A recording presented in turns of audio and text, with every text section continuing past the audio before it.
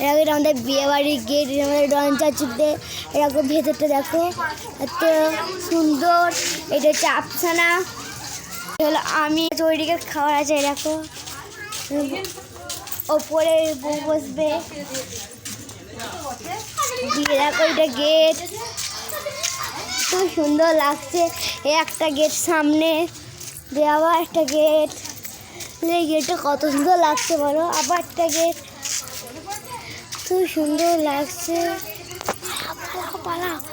দেখো এটা আবার যাচ্ছি, কত সুন্দর লাগছে দেখো। হ্যালো গাইস, আবার যাচ্ছে এখনটা। আবার এখানে এটা আবার গেটটার কাছে এলাম, আবার গেটটার কাছে এলাম। দেখো এত সুন্দর লাগছে।